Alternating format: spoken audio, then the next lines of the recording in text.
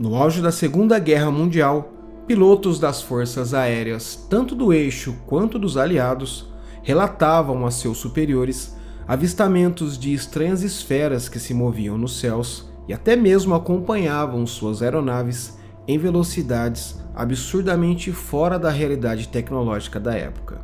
Esses objetos relatados pelos pilotos passaram a ser chamados de Foo Fighters. Alguns anos à frente, em 24 de junho de 1947, o piloto civil norte-americano Kenneth Arnold pilotava o seu avião modelo COL-AR A2 quando se deparou com objetos que ele nunca havia visto em toda a sua vida voando ao seu lado. Posteriormente, ao dar o seu depoimento sobre aquela estranha visão, ele definiu os objetos como pires saltando sobre a água, por conta das evoluções incomuns que esses objetos faziam no céu. E daí em diante, a imprensa adotou e popularizou o nome Flying Saucers para se referir a esses estranhos avistamentos que passaram a ser mais frequentes dali em diante. Obviamente que existem muitos casos de avistamentos anteriores a essas datas, mas esses casos, talvez pela sua popularização em larga escala pela imprensa da época, são uma espécie de marco para a onda moderna de documentação dos avistamentos de objetos voadores não identificados. Isso mostra o quanto a aviação e a ufologia estreitam relações há muito tempo, e essa correlação perdura até os dias atuais. Nesse vídeo, eu vou contar alguns casos interessantes de avistamentos de objetos voadores não identificados na aviação.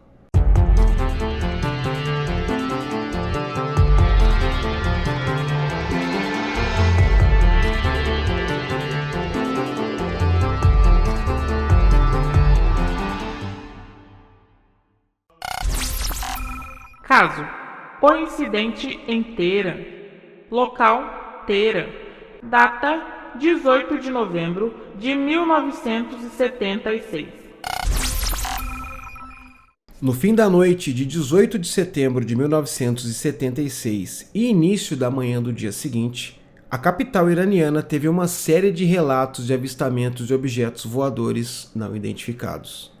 Era cerca de 23 horas quando vários civis relataram ver um objeto brilhante, semelhante a uma estrela, mas mais brilhante ainda, que voava em baixa altitude. Esse objeto estava tão visível no céu que o responsável pela torre de controle do aeroporto de Mehrabad, o Hossein Firouzi, conseguiu observá-lo com um binóculo. O comando aéreo iraniano foi avisado sobre esse objeto e decidiu enviar um caça Phantom F-42 a fim de investigar o que estava acontecendo. Nesse caça haviam dois pilotos, o capitão Aziz Kani e o primeiro-tenente Hussein Chokri, e eles passaram a perseguir o tal objeto, que desenvolvia uma velocidade próxima do som. Mas assim que eles se aproximavam do objeto, perdiam o contato com a torre e só conseguiam retomar assim que eles se afastavam do objeto. 10 minutos depois, um segundo jato levantou o voo da base para também perseguir esse objeto. Esse segundo jato era pilotado pelo Major Parviz Javari e pelo Tenente Jalal Damirian. Enquanto eles procuravam pelo objeto, foi ordenado ao primeiro caça que retornasse à base. Nesse momento, o Major Jafari conseguiu avistar o objeto com detalhes. Segundo ele, o objeto piscava em luzes vermelhas, verdes, cor de laranja e azul, e era de uma forma tão intensa que não era possível perceber o seu contorno. As luzes tomavam forma de diamante e não era possível ver nenhuma estrutura sólida, somente luzes.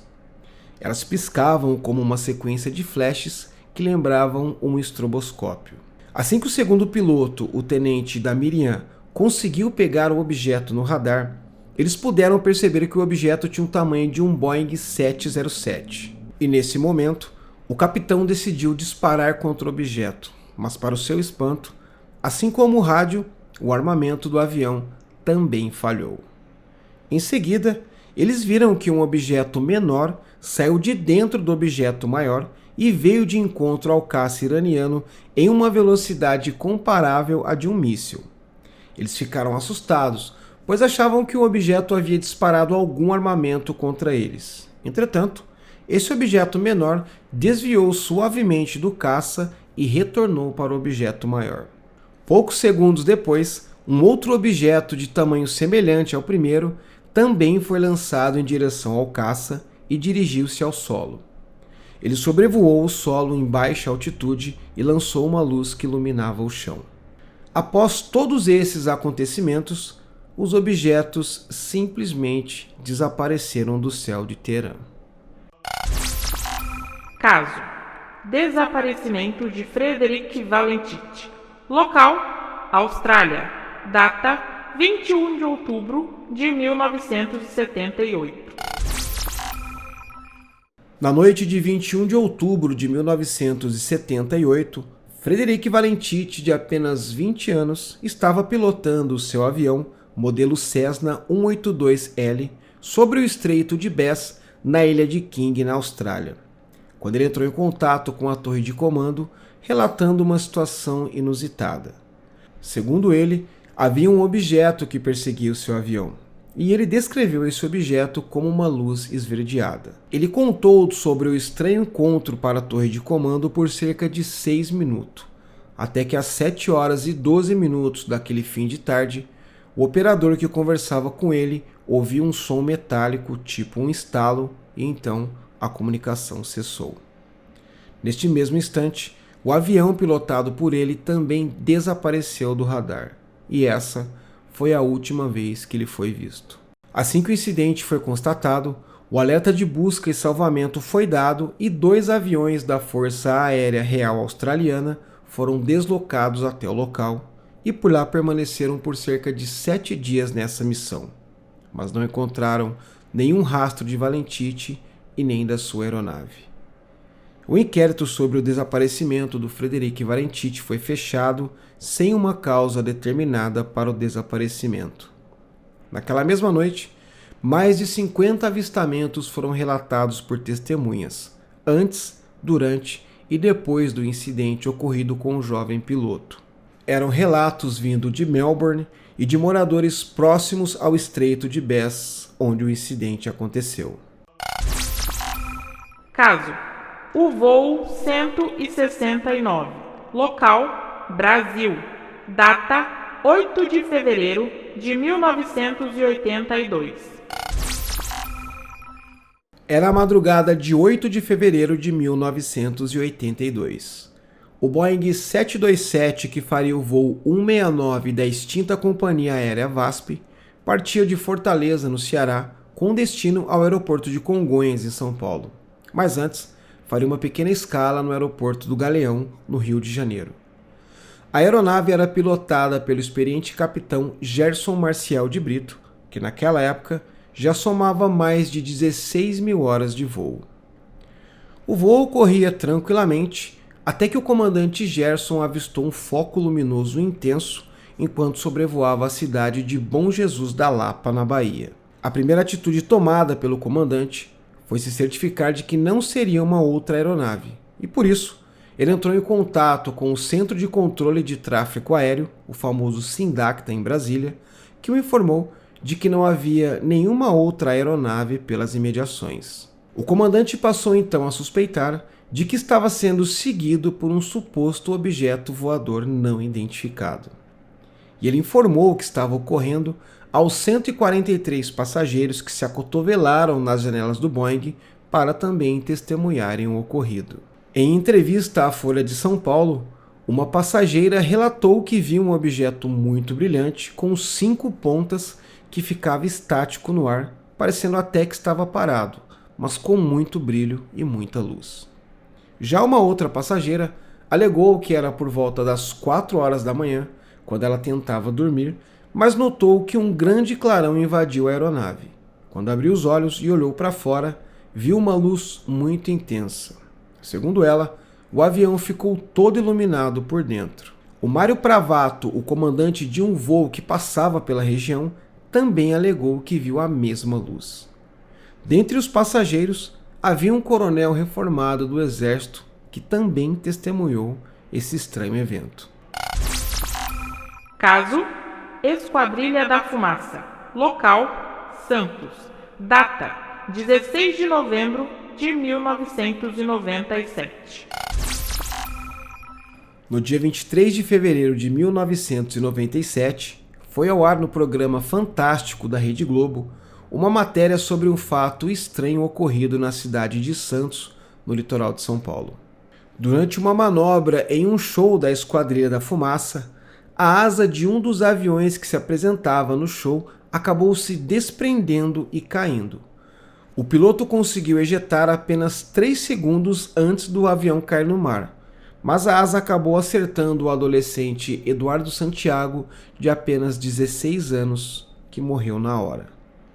A matéria alega que os engenheiros não conseguiam entender como ocorreu tal fatalidade, uma vez que os aviões modelo Tucano, que eram usados pela esquadrilha, eram reforçados e suportavam até 11 vezes a força da gravidade.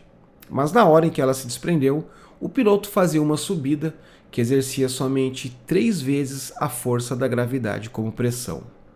Isso nunca havia acontecido nos 44 anos de história da Esquadrilha da Fumaça até então. Esse acidente foi filmado e, ao analisarem a imagem, os peritos viram que 5 segundos antes da asa se soltar, um objeto voador não identificado passou pelo avião a uma velocidade absurda.